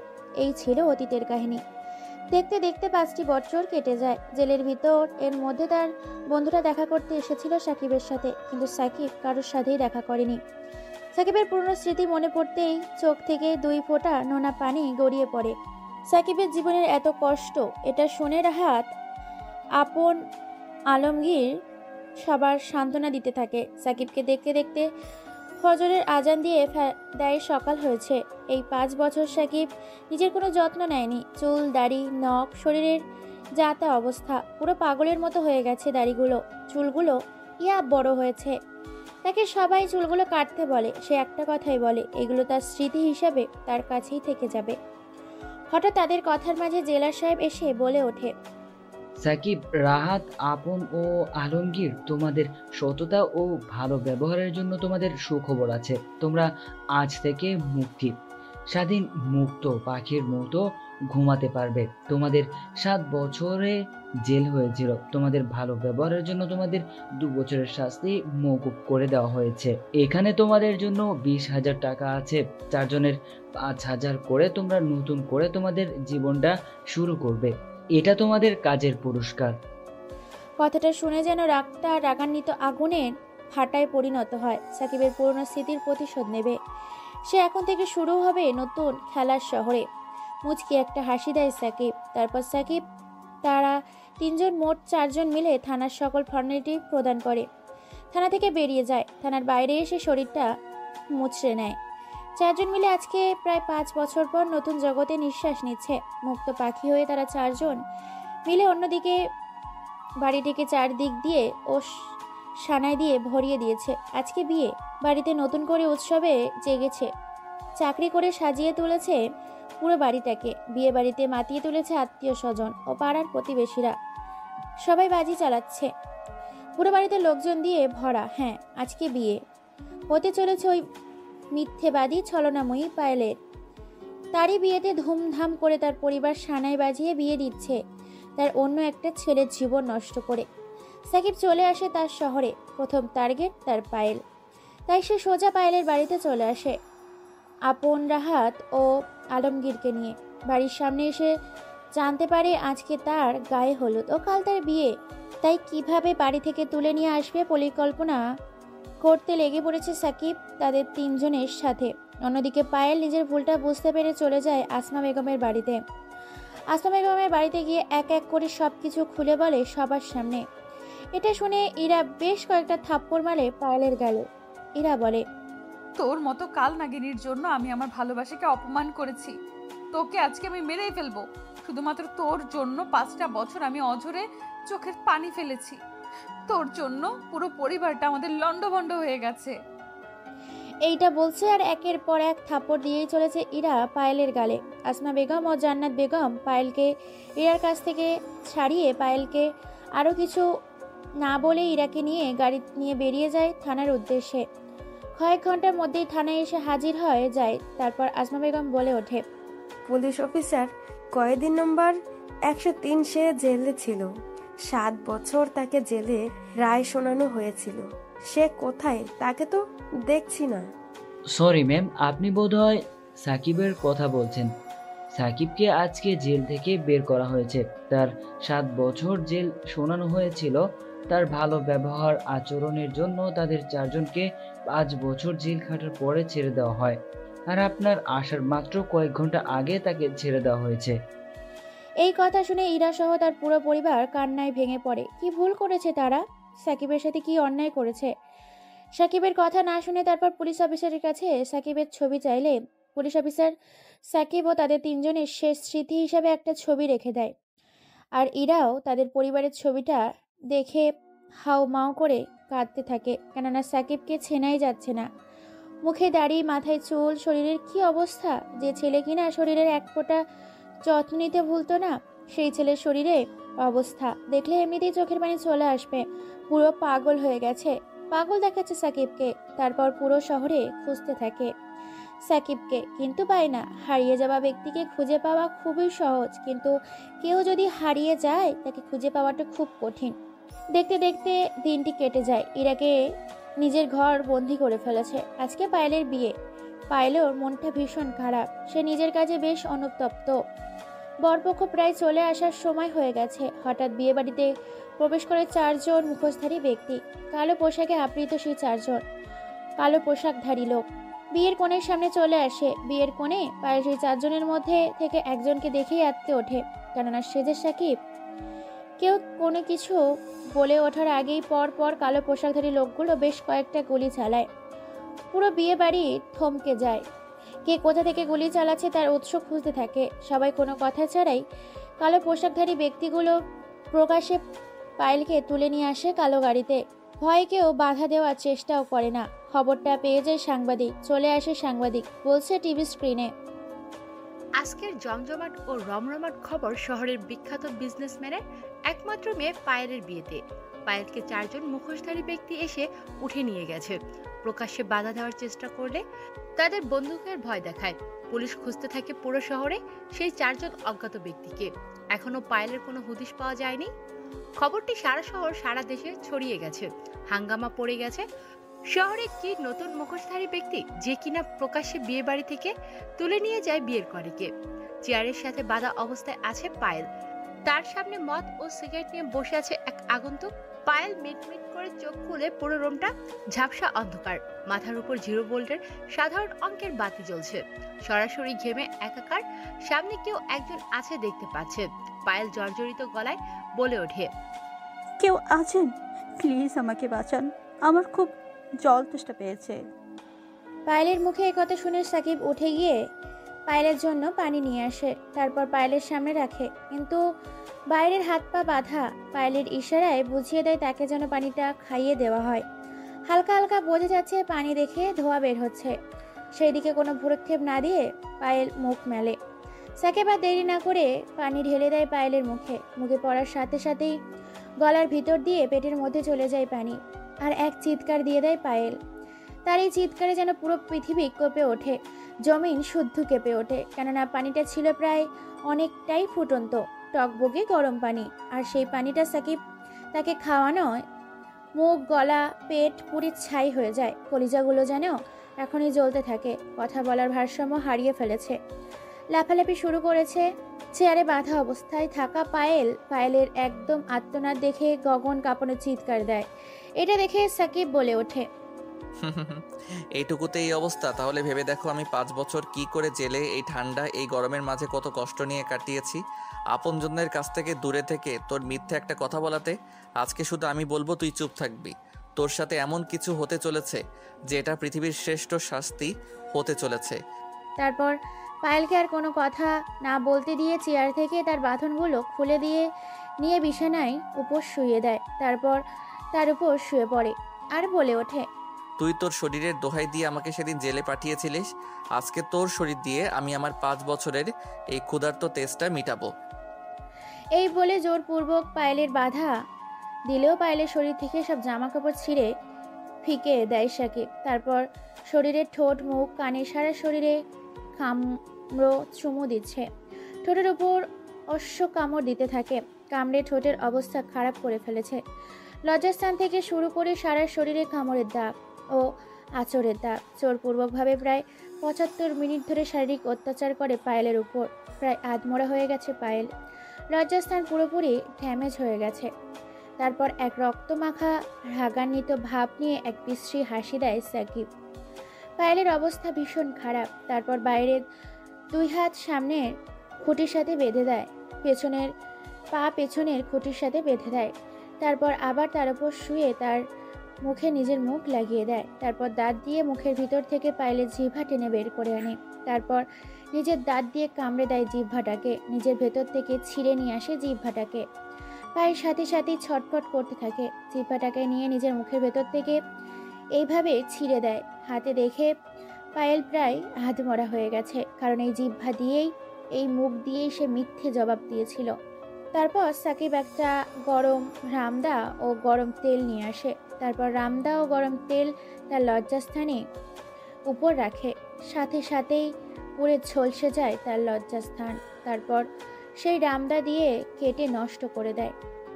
তারপর একটা ছুরি গরম করে এনে গরম করে সেই ছুরিটা দিয়ে কয়েকবার পেটের মধ্যে আঘাত করে, শরীরটাকে খণ্ড বিখণ্ড করে ফেলে। তারপর হাতের বাঁধন, পায়ের বাঁধন খুলে দিয়ে মুখটা অবস্থা বিকৃত করে দেয়। তারপর রাহাত আপন আলমগীরকে লাশটাকে 4 রাস্তার জমজমাট জনগণ সম্মুহূর্ত এলাকাতে লাশটাকে ফেলে দিয়ে আসতে বলে, যাতে খুব সহজেই লাশটা চোখের সামনে পড়ে। তারপর মদ সিগারেট নিয়ে বসে পড়ে। এদিকে ইরা অঝরে চোখের পানি ফেলছে। পুলিশ পায়েলকে খুঁজে বেড়াচ্ছে। দেখতে দেখতে রাত কেটে সকাল হয়ে পরের দিন সকালেই সাংবাদিক বলছে, আজকে সকাল 8টার খবর, শহরের মাঝখানে ফেলে গেছে প্রকাশ্যে একটি মেয়ের লাশটাকে হত্যা করা হয়েছে। তার শরীরে বিভিন্ন অঙ্গ প্রত্যঙ্গ কেটে ফেলা হয়েছে। মেয়েটির মুখের চেহারা অবস্থা খুবই খারাপ। পুলিশ তার জন্য আইডেন্টিফাই করতে পারছে না। তবে পরীক্ষা করে জানা গেছে এটা কিছুদিন আগে হারিয়ে যাওয়া, অর্থাৎ বিয়ের মণ্ডপ থেকে তুলে আনা সেই আগন্তুক পায়েল। অর্থাৎ এই মিত্র লাশ হচ্ছে পায়েলের, টপ বিজনেসম্যানের মেয়ে পায়েলের। তার লাশটা ফেলে দিয়ে গেছে এই ভরা সম জনগণ এলাকাতে। কে করেছে, কেন করেছে, পুলিশ কোনো হুদিশ পায় না। তবে সন্দেহমূলক লাশটার অবস্থা দেখে পুলিশ জানিয়েছে হয়তো এটা প্রতিশোধ নেওয়ার কারণে করেছে, হয়তো মেয়েটার উপর কারো ক্ষিপ্ত রাগ ছিল জমা। এই ছিল আজকের চূড়ান্ত খবর। দেখতে দেখতে 2 দিন কেটে যায়। শহরে এরকম ঘটনা আগেও ঘটেছে, যখন সাকিব ছিল মানুষ। এখনো সাকিবের উপস্থিতি টের পায়, অনুভব করে। আরও এরই মধ্যে 2 দিন কেটে যায়। এদিকে সাকিবের পুরো পরিবার সাকিবকে খুঁজে বেড়াচ্ছে, কিন্তু পাচ্ছে না। সাকিব আজকে একটা নাইট ক্লাবে এসেছে। পকেট থেকে ফোনটা বের করে মাসুদের নাম্বারে ডায়াল করে। ফোন রিসিভ করতে সাকিব বলে ওঠে, হ্যালো মাসুদ, আমি সাকিব বলছি। অমুক ঠিকানায় আমার সাথে দেখা করো। আমার পুরো টিমটাকে নিয়ে আসবে, গোপন সূত্রে কেউ যেন না জানে, আর বিশেষ করে আমার পরিবার। ভাই আপনি তো জেলে, তাহলে বাইরে কি হবে? অনেক কাহিনী লুকিয়ে আছে, আগে দেখা করো, তারপরে বলবো বাকি সব। ওকে ভাই, ঠিক আছে। তাহলে আজকে আমরা রাত 10টার পর দেখা করব। আমি আপনার দেওয়া পুরো টিমটাকে এতদিন পরিচালনা করেছি। যেহেতু আপনি চলে এসেছেন, তাহলে আমি পুরো টিমটাকে নিয়ে আপনার সামনে হাজির হব। তারপর মাসুদ ফোন কেটে দেয়। দেখতে দেখতে রাত 9টা পেরিয়ে 10টা বেজে যায়। 10টা বেজে 10:30। হঠাৎ নাইট ক্লাবের ভেতর 30 থেকে 40টা ছেলে প্রবেশ করে। তাদের মধ্যে প্রথমে আছে মাসুদ ও মাসুম। তারা সবাই সাকিবকে এদিকে ওদিকে খুঁজতে থাকে, কিন্তু তাদের সামনে থাকা সত্ত্বেও তারা খুঁজে পায় না। বেশ কিছু সময় কেটে যায়। টেবিলে বসে থাকা একটি ছেলে হাতের ইশারা দেয় মাসুদকে। মাসুদ ছেলেটিকে দেখতে পেয়ে এগিয়ে যায় আর বলে ওঠে, জি ভাই, কিছু বললেন? ঠিক চিনতে পারলাম না আপনাকে। সাকিব দাঁড়িয়ে যায়, মুচকি একটা হাসি দেয়। আসলে সাকিবকে না চেনারই কথা, কারণ সাকিবের চুল দাড়ি সব বড় হয়ে গেছে। এরকম অগোছালো প্রকৃতির মানুষ, তাই চিনতে পারিনি কেউ। সাকিবের একটা মুচকি হাসি দিয়ে বলে ওঠে, আমি সাকিব, তোদের বড় ভাই। শহরের সিক্রেট মাস্তান, ফিরে এসেছি তোদের মাঝে। তারপর মাসুদ, মাসুম আর কোনো কথা না বলে জড়িয়ে ধরে সাকিবকে। রিয়াদ, রাজ, শৌফিক, শাওন, ইয়াজ, তৌফিক এরাও এসে সাকিবকে জড়িয়ে ধরে এবং সাকিবের 2 হাতে চুমু খায়। হাউমাউ করে সাকিবকে দেখে কেঁদে ফেলে, কারণ সাকিব ছিল তাদের দলের লিডার। সাকিব চলে যাবার পর টিমটা লণ্ডভণ্ড হয়ে গিয়েছিল। সাকিবকে দেখে আবার নতুন করে মনে জোর পেয়েছে। সাকিব তাদের এরকম অবস্থা দেখে বলে ওঠে, আমার কিছু ইনফরমেশন প্রয়োজন। সেদিন ভার্সিটিতে কারা কারা আমাকে মিথ্যে ষড়যন্ত্রে ফাঁসিয়ে জেলে পাঠিয়েছিল, তাদের পুরো লিস্টটা চাই। আমি চাই তোরা আজ থেকে কাজে লেগে পড়বি। আর আমার খবরটা যেন কেউ না জানে যে আমি এই শহরে আছি। ওকে ভাই, ঠিক আছে, সমস্যা নাই। তারপর তারা যে যার মতো অনেকক্ষণ নাইট ক্লাবে আড্ডা দেয়। অনেকদিন পর তারা সাকিবকে পেয়েছে। তাদের মাঝে ওই হুল্লোড় আড্ডা মাতিয়ে দেয় তারাও। তারপর চলে আসে পুরো টিমটাকে নিয়ে থানার সামনে। আর সাকিবের কথা মতো থানার ভেতর থেকে থানার এসআইকে তুলে নিয়ে আসে, কারণ এসআই শহরের একজন আতঙ্ক, গরিব দুঃখী মানুষের অসহায়, তার সুযোগ নেয়। সে হাজার হাজার লাখ টাকা ঘুষ খেয়ে আজকে নিজের পকেট ভরিয়ে ভারিয়ে ফেলেছে। সেটা কে সাইজ করবে বলে পুরো টিমটাকে নিয়ে থানার সামনে এসেছে। থানার ভেতর থেকে হুড়মুড় করে তুলে নিয়ে আসে। থানার ভেতরে পুলিশ কনস্টেবলগুলো বাধা দিতে আসলে তাদের কয়েকজনকে ধমক দিয়ে জানের মায়া নিয়ে কেটে পড়ে সেখান থেকে। তারপর থানার সামনে তাকে তুলে নিয়ে আসে 4 রাস্তায় কবরস্থানের মাঝে 2 গাছে রশি দিয়ে বেঁধে ফেলে 2 পা ও 2 হাত। তারপর তার সামনে রাখা হয় আগুন, ফুটন্ত পানি ও অ্যাসিড। সেই ফুটন্ত পানিটা দিয়ে ওসির প্যান্টের ভেতর দিয়ে ঢেলে দেওয়া হয়। সাথে সাথেই ওসির লজ্জাস্থানে পুরো মাংস খসে পড়ে। ওসি শুধু চিৎকার করতে থাকে। তারপর আগুন দিয়ে তার 2 পা আগুনের মাঝে রেখে মুহূর্তের মধ্যে আগুনে ঝলসে যায় তার 2 পা। তারপর সবাই মিলে অস্ত্র হাতে নেয়। কেউ নেয় স্নাইপার বন্দুক, কেউ নেয় AK-47 বন্দুক। সাকিব 123 বলারে ঝাঁঝরা করে দেয় যে যার মতো করে। পরের দিন সকালে সাংবাদিক টিভি নিউজে কিনে বলছে, কেউ বা কারা নৃশংসভাবে রাতের অন্ধকারে বর্তমান থানার এএসআইকে হত্যা করেছে। শরীরটাকে খণ্ড খণ্ড করে ফেলেছে। শরীরের কোনো অস্তিত্ব নেই। আঘাত আগুনের গোলায় এসিডে পুড়ে যাওয়া অংশ। চেনা বড় দায়। আজকের খবর এ পর্যন্তই ছিল। এদিকে সাকিব বসে নিজের পুরনো স্মৃতির কথা মনে করতে থাকে। আজকে কতই না সুন্দর হতো তার জীবনটা ইরাকে নিয়ে, কিন্তু ইরার একটা ভুলের কারণে জীবনটা দুজনেই কষ্টে ছেয়ে গেছে। এদিকে মাসুম আর মাসুদ গোপনে সূত্রে খবর নিয়ে এসেছে এইসবের পেছনে প্রিন্সিপাল এবং তাদের বিপরীত দল সোহাগের সাথে আন্ডারওয়ার্ল্ডের ভিক্টর জড়িয়ে আছে তাদের ফাঁসানোর পেছনে।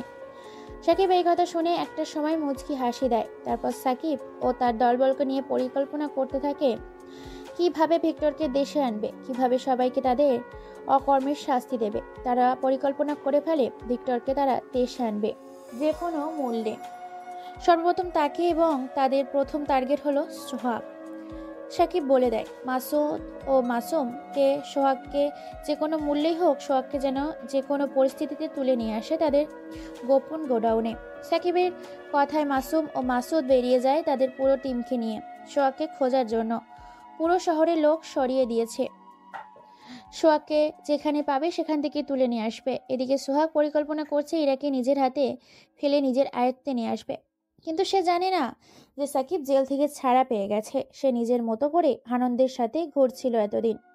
সাকিবের দলের একটা ছেলে সোহাগকে দেখতে পায় একটা রেস্টুরেন্টে। তারপর সাকিবের দলের ছেলেপুলেগুলো সেখান থেকে ওপেনলি প্রকাশ্যে নিয়ে আসে হাঙ্গামা করে রেস্টুরেন্ট থেকে সোহাগকে। সোহাগের দলের ছেলেপুলে খবর পেয়ে বাধা দিতে আসলে ছেলেপেলেগুলোকে মেরে শুইয়ে দেয় রাস্তার মাঝে। তারপর তাদের লাশের ওপর দিয়ে সোহাগকে তুলে নিয়ে আসে গোপন রাস্তায়, গোপন সূত্রে গোডাউনের ভেতরে। তারপর সোহাগকে চেয়ারের সাথে বেঁধে ফেলে। সোহাগের সামনে সাকিব আছে। সাকিবকে দেখে সোহাগ চিনতে পারে না। তারপর সোহাগকে সাকিবের পরিচয় দেয়। সাকিব জেলে থেকে ছাড়া পেয়েছে এটা শুনে শরীরের লোম হয়ে গেছে। আর কোনো কিছু বলতে না দিয়ে সোহাগের মুখে রুমাল পুড়ে দেয় সাকিব। তারপর প্লাস দেয়। সাকিবের মুখে সব কটা দাঁত উপড়ে ফেলে। এখন শুধু মাছু দেখা যাচ্ছে। সোহাগ যন্ত্রণায় ছটফট করতে থাকে। মুখে ভেতর দিয়ে রক্তের স্রোত বয়ে যাচ্ছে। তারপর জিহ্বাটা প্লাস দিয়ে বের করে জিহ্বাটা পুরো কেটে ফেলে। তারপর গলার নিচের শিরা কেটে দেয়, শ্বাসনালীটা কেটে দেয় গলার। তারপর স্বর্ণালীটাকে কেটে দেয়। তারপর ছুরি দিয়ে একের পর এক পেটে আঘাত করতে থাকে, নির্মমভাবে একের পর এক আঘাত করতে থাকে। তারপর মাসুদ একটা লোহার আগুনের রডকে গলিয়ে আনা লোহার শিক সোহাগের পুরুষত্বের মধ্যে ঢুকিয়ে দেয়। ছটপট করতে করতে প্রাণ হারায়। আর এরই তখন ভিডিও করছিল ক্যামেরা দিয়ে মাসুম। তারপর সাকিবের কথা মতো পুরো ভিডিওটা পাঠিয়ে দেয় প্রিন্সিপালের হোয়াটসঅ্যাপে ও ভার্সিটির বিভিন্ন গ্রুপে। সবাই ভিডিওটা দেখে এই রকম মর্মান্তিক মৃত্যু দেখে সোহাগের ছেলেগুলো এখন থেকেই গা ঢাকা দেওয়া শুরু করেছে নিজেদের জীবন বাঁচানোর জন্য। প্রিন্সিপাল এরকম ভিডিও দেখে শহর থেকে পালানোর প্রস্তুতি নিয়েছে। অন্যদিকে সাকিবের কথা মতো মাসুম আর মাসুদ ও তার দলের ছেলেপুলেগুলো প্রিন্সিপালকে ধরতে তার বাসায় চলে গেছে। অন্যদিকে রিয়াদ, রাজ, সৌভিক, শাওন, ইয়াজ, তৌফিক এরা সবাই আন্ডারওয়ার্ল্ডের ভিক্টরকে কিভাবে দেশে আনা যায় পরিকল্পনা করতে লেগে গেছে। পরের দিন সকালে প্রিন্সিপালকে নিয়ে আসে পরিত্যক্ত একটা গোডাউনের মাঝে। প্রিন্সিপালের সামনে রাখা হয়েছে মৃত মানুষের লাশ, দুর্গন্ধ বেরোচ্ছে। তারপর রাখা হয়েছে আগুনের লাভা, এক পাশে রাখা হয়েছে ফুটন্ত পানি, এক পাশে রাখা হয়েছে ফুটন্ত অ্যাসিড, আরেক পাশে রাখা হয়েছে একটা মোটা রশি ঝুলিয়ে রাখা, যেটাতে ফাঁসি দেওয়া হয় মানুষকে। এসব দেখে হাসতে থাকে সাকিব। তারপর সাকিব বলে ওঠে, তোর ছেলের ফাঁসি হয়েছিল ধর্ষণের ফলে, আর আজকে তোর ফাঁসি। নিজেকে আগুনে পোড়াবে, অথবা ফুটন্ত অ্যাসিডে, অথবা গরম পানিতে নিজের শরীরটাকে ঝলসে ফেলবি। তোর কাছে 5টা অপশন আছে, কোনটা বেছে নিবি সেটা তোর মাথা ব্যথা। আর আমি নিজের শাস্তি দিলে সেই শাস্তিটা হবে আজরাইলের থেকেও জাহান্নামকে হার মানানোর ভয়ঙ্কর বেদনাদায়ক শাস্তি। প্রিন্সিপাল কি করবে বুঝতে পারে না। প্রিন্সিপালের জীবনটা ধুকু ধুকু করতে শুরু করেছে। প্রিন্সিপালের সামনে রাখা হয়েছে অসংখ্য অপশন, তাদের মধ্যে একটা তাকে বেছে নিতে হবে। প্রিন্সিপাল ভাবতে থাকে আগুনের লাভায় ঝাঁপ দিলে তিলে তিলে মরতে হবে, ঝাঁপ দিলে শরীরটা নিমেষেই গলে পড়ে যাবে, আর ফুটন্ত পানিতে ঝাঁপ দিলে মরলে সারা শরীরে ফোসকা দিয়ে কষ্টদায়ক মৃত্যু হবে তার। এদিকে ভিক্টর দেশের উদ্দেশ্যে রওনা দিয়েছে। প্রিন্সিপালের কোনো কিছু উপায় না পেয়ে যে রশিটা ঝোলানো আছে সেই রশিটার সামনে গিয়ে নিজের গলাটা ঢুকিয়ে দেয় রশির সামনে, কারণ সে জানে এখান থেকে বেঁচে ফেরা তার বড় দায়। নিজেকে বাঁচাতে হলে একমাত্র এটাই উপায়, তাই ফাঁসিতে ঝুলিয়ে দেয় নিজের গলা। ছটপট করতে করতে প্রিন্সিপাল প্রাণ হারায়। এটা দেখে উচ্চস্বরে হেসে ওঠে সাকিব। অন্যদিকে ভিক্টর দেশে পৌঁছে গেছে। ভিক্টর চলে যায় তার একটা হোটেলে। খবর পেয়ে যায় সাকিব। রাতের অন্ধকারে নিস্তব্ধ তারা মাঝে পুরো হোটেলটাকে ঘিরে ফেলে সাকিবের দলবল। রাত বাজে 11:15। হোটেলের ভিতর বেশ কিছু মেয়ে নিয়ে ফুর্তি করছে ভিক্টর। পাঠিয়ে দিয়েছে ভিক্টর সে পার্টির মাঝে প্রাণ হারাবে আজকে। ভিক্টর মদ খেয়ে মাতাল হয়ে গেছে। কিছু মেয়েকে তার রুমে নিয়ে গেছে, ভোগ করবে। তারই সুযোগ নিয়েছে সাকিব। হঠাৎ করে রুমের ভিতর কেউ একজন প্রবেশ করাতে সবাই চমকে ওঠে। মেয়েগুলো লজ্জায় বাথরুমে, কেউ লুকিয়ে খাটের নিচে, আলমারির পেছনে উলঙ্গ অবস্থায় সেখানে চুপটি মেরে বসে আছে। বুঝতে পারে না কে তার সামনে। ভিক্টরকে কোনো কিছু বলতে না দিয়ে রামদা তার শরীর থেকে তার লজ্জাস্থানটা কেটে ফেলে। ভিক্টর ছটপট করতে থাকে, রুমের এইদিক ওইদিক দৌড়াদৌড়ি করতে থাকে, কিন্তু রুম থেকে পালাতে পারে না, কারণ পুরো রুমটা ঘিরে রেখেছে। ভিক্টর নিজের প্রাণ ভিক্ষা চায়, আকুতি মিনতি করতে থাকে সাকিবের কাছে, কিন্তু সাকিব আবার রামদা দিয়ে তার পা দুটো কেটে ফেলে যাতে সে দৌড়াতে না পারে। তারপর হাত, তারপর জিহ্বা, তারপর চোখ, তারপর নাক, তারপর কান, শেষ পর্যায়ে শরীর থেকে গলাটাই আলাদা করে ফেলে। টুকরো টুকরো করে ফেলে তার শরীরটা। দেখতে দেখতে দিনটা কেটে যায়। হোটেলে খবর পেয়ে গেছে, পুরো হোটেলটা পুলিশ সিল করে দিয়েছে যাতে কেউ ভেতরে এবং ভেতর থেকে বাইরে যেতে না পারে। সাংবাদিক পুরো দেশে খবর ছড়িয়ে দিয়েছে ভিক্টর নামে আতঙ্কবাদীটা এই হোটেলে নৃশংসভাবে তার লাশটা পাওয়া গেছে। পুলিশ আইডেন্টিফাই করার জন্য উঠে পড়ে লেগেছে। অবশেষে পুলিশ জানতে পারে এই লাশটা ভিক্টরের। দেখতে দেখতে দিনটা কেটে যায়, 1 সপ্তাহ কেটে যায়। এদিকে ঘর বন্ধ করে ফেলেছে ইরা নিজেকে। প্রায় পাগলপাড়া হয়ে গেছে সাকিব। এখনও তার চুলদাড়ি বড়, সেগুলো পরিষ্কার করেনি, এখনও পাগলের বেশেই আছে। আজকে সাকিব নিজের প্রতিশোধ নিতে পেরে খুবই খুশি। ইরাকে আজকে ঘর থেকে বের করেছে আসমা বেগম, জান্নাত বেগম ও পুরো পরিবার। আজকে ইরার মন ভালো করার জন্য বাইরে বের হয়েছে ঘুরতে। ভাগ্যের কি পরিহাস, হোটেলে ডিনার করতে ঢুকেছে। সেই হোটেলে আগে থেকে সাকিব, মাসুদ এবং মাসুদ আর কিছু বন্ধু তার নতুন জীবনের উদ্দেশ্যে পার্টি দিচ্ছে, খাওয়া দাওয়া করছে। খাওয়া দাওয়া করে যখনই হোটেল থেকে বের হবে তখনই ইরার সাথে ধাক্কা খায় সাকিব। সাথে সাথেই পড়ে যায় দুজনে। সাকিবের দিকে তাকায় ইরা ও তার পরিবার, কিন্তু সাকিব এখনো দেখেনি। সাকিবকে দেখে ইরা জড়িয়ে ধরে। তার পুরো পরিবার চমকে যায় সাকিবের একই হাল হয়েছে দেখে। ইরা সাকিবের 2 পা জড়িয়ে ধরে, হাউমাউ করে কাঁদতে থাকে। অবশেষে সাকিব ভালো করে তাকায়, দেখে ইরা। সাকিবের কোনো কিছু বলে ওঠার আগেই ইরা বলে ওঠে, শাকিল, তুমি আমাকে মাফ করে দাও। আমার ভুল হয়েছে। আমি তোমাকে বিশ্বাস না করে অনেক বড় ভুল করেছি। তুমি আমাকে মারো, কাটো, যাই মন চায় তাই করো, তবুও আর আমাকে ছেড়ে যেও না। সাকিব কি করবে, কি বলবে ভেবে পায় না, কেননা 2 পা আঁকড়ে ধরেছে ইরা। সামনে এগিয়ে যেতে পারে না, পেছনে এগাতে পারে না। সাকিব কোনো কিছু বলছে না দেখে ইরার হোটেলের মধ্যে টেবিলের ওপর রাখা একটা কাঁচের গ্লাস ভেঙে পক করে পেটের মধ্যে সেই কাগজের টুকরো ঢুকিয়ে দেয়। সাথে সাথে পুরো হোটেলটা নিস্তব্ধ হয়ে যায়। সাকিব সেখানেই থমকে যায়। সাকিব আর দেরি না করে ইরাকে কোলে নিয়ে গাড়িতে করে হসপিটালের উদ্দেশ্যে রওনা দেয়। ডাক্তাররা ওটিতে নিয়ে যায় ইরাকে। অপারেশন চলছে। সাকিবের কাছে সবাই ক্ষমা চায়। সাকিব সবাইকে আপন করে নেয়, নিজের বুকে টেনে নেয়। অনেকদিন পর প্রিয় মানুষদের পেয়েছে, তার কাছে, তার আপনজনদের কাছে সেও ক্ষমা চায়। দেখতে দেখতে পুরো 5 ঘন্টা কেটে যায়। ডাক্তার বাইরে আসে। সবাই ডাক্তার সাহেবকে জিজ্ঞেস করে। ডাক্তার সাহেব সবাইকে শান্ত হয়ে বলে, আউট অফ ডেঞ্জার। ইরা এখন সুস্থ আছে, ভালো আছে। এক এক করে সবাই ইরার সাথে দেখা করে। অবশেষে সাকিব যায় ইরার কেবিনে। তারপর একটা চেয়ার নিয়ে ইরার পাশে বসে পড়ে। ইরার হাতটা ধরে বলে ওঠে, তুমি ভাবলে কি করে তুই মরে গেলে এই পাগলটাই পৃথিবীতে বেঁচে থাকবে কি করে? আমিও যে তোমায় বড্ড ভালোবাসি ইরা পাগলি। ইরা আর কোনো কথা না বলে টুকুস করে সাকিবের ঠোঁটে একটা চুমু খায়। সাকিব এটা দেখে অবাক। ফোনশুটির মধ্যে দিয়ে সন্ধ্যা পেরিয়ে রাত হয়। রাত 8টা বাজে। আর সাকিব তার পুরো পরিবারের বাসায় চলে যেতে বলে। এখন হাসপাতালের কেবিনে বসে আছে সাকিব আর শুয়ে আছে ইরা। ইরার ঘুম পেয়েছে। ইরা বলে ওঠে, অনেক দিন হলো তোমাকে জড়িয়ে ধরে ঘুমাইনি। আমার পাশে শুয়ে পড়ো, আজকে তোমাকে জড়িয়ে ধরে ঘুমাবো। আর তুমি আমাকে সারা রাত আদর করবে, না হলে কিন্তু আমি আবার ওইসব করব।